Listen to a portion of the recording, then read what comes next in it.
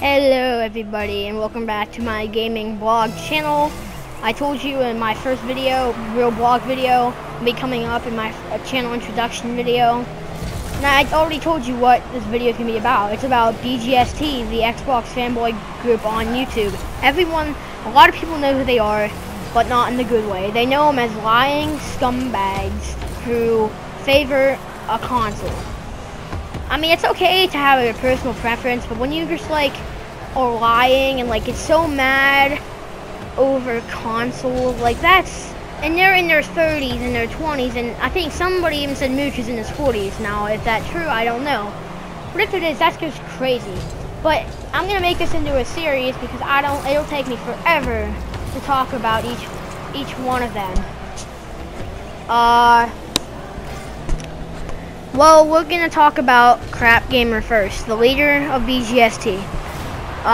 His latest video is the first thing I'm gonna talk about, and that's the DirectX 12 software integration on the Xbox One will add performance boost of 50% to the CPU, and some of you are already laughing at this, and 20% to the GPU.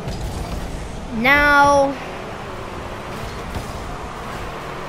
to even believe that rumor could be true is one thing, but when you try to... Now, Crapgamer did say, don't quote me on this, that's the first time he's ever done that. But other fanboys in this group said Next Gen, who, again, I'm going off topic of Crapgamer, in his video said, this is totally happening. And he thought that just because he found it and it's a rumor, he tells his people that it's true, it's actually happening, and that ponies can't deny it, even though Microsoft never officially announced that.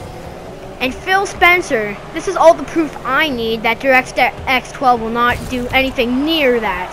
Phil Spencer himself, the head of Xbox, came out and said do not expect a dramatic or even big changes with DirectX. He said, quote unquote, it's not the exact words, but this is what he said.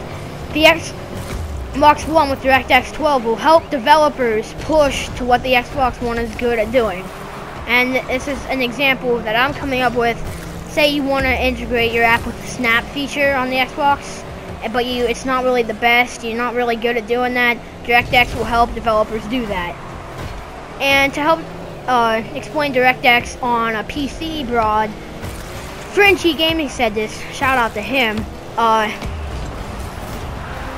that it's basically a language that can expand on hardware. Instead of having to make the game for different sets of hardware, you can just put it on DirectX and it will kind of speak to the hardware. That's an example. Of course, it's not actually speaking, but it's say you have an AMD core that's good at doing colors, it will push that AMD. Okay, yeah, it'll help AMD do what it's good at, like I just said, colors. Now, I don't know if that's even actually a thing that can be better with one or the other. I don't even know if AMD is a graphics card or a CPU. I forget. I will tell you. I will look that up in the next video, and I will confirm which it is to you guys. But say it's good at doing colors, instead of all the games being the same, it'll say, hey, you have this GPU, yours will have better colors. It'll push it and say, hey, you have this, it'll be better at doing this. That's what Fringy said in one of his live stream videos, or one of his videos. Or, I don't even know, was it Fringy? Yeah, I think it was Fringy. If not, it was, yeah, it was Fringy. But anyway, Crapgamer also said the cloud will make the Xbox One the most powerful console. Now, if you know what console means, it's the physical aspect of the, the physical aspect of the PlayStation or the Xbox. And factually, scientifically proven, I have facts here, PS4 is more powerful than the Xbox One. And graphical power, and in processing power, even though the CPU is the same on both consoles. Yes, it is overclocked on the Xbox, so therefore it's a little bit faster. But the CPU and the GPU aren't the only thing that are in a console. you have to look at RAM. The RAM is completely different. Yes, they're both 8 gigabytes, but the PS4 has DDR5, while the Xbox has DDR3, and it's DDR5 or something like that. I might not be saying it right, but that is proven faster. Proven! I can put links if you guys want me to. I can send you links, whatever. To be faster than DDR3. Or, yeah. DDR3 RAM. So, is it DDRS or DDR? I don't know, who cares? But anyway, if you go on to look at more of his videos, where's the PS4 50% more power at? Then he goes on saying that games are starting to run better on the Xbox, which is a complete lie. See, I want to be bugging him if this was actually true, but since he lies to consumers, and Crapgamer's not even the worst one. Yes, he's the most intimidating one and lying one in some sort, but he's not even the worst. The worst, I'll get onto that later. But you look at stuff like games run at a way higher frame rate on the Xbox and PS4. Look at Metal Gear Solid. It goes down to 55 on PS4, or the 55 frames per second on Xbox and 30 on PS4. Okay, yeah, that's true, but you have to explain that that's number one for only 2 or 3 seconds and a cutscene, because once it goes below 60 it locks. Because one thing that's worse than our 30 frames per second and 60 frames, one thing that's worse to the eyes that's noticeable is a stuttering frame. As long as it's not below 30, you should be fine, but if it stutters at like, then some people's eyes can notice it, some others can't. But in my personal preference, I would rather have 30 frames per second than 60 to 55, because you'd be able to tell. But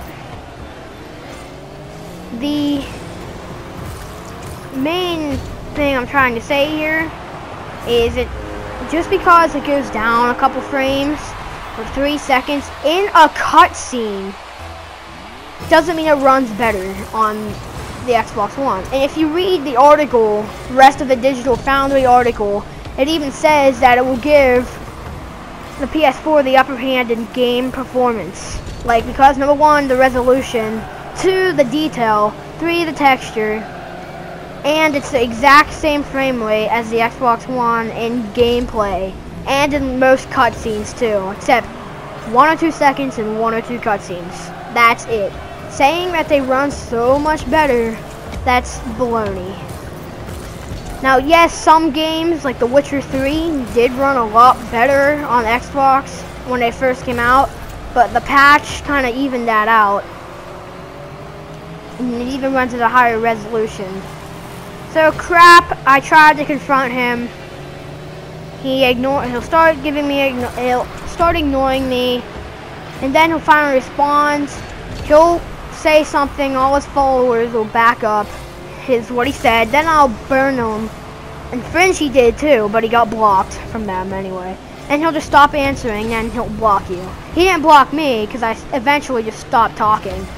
But he just ignores you, and then he'll turn it to you, saying how I'm a Sony pony, and how anyone that gets a PS4 is uninformed, and has no idea what they're talking about.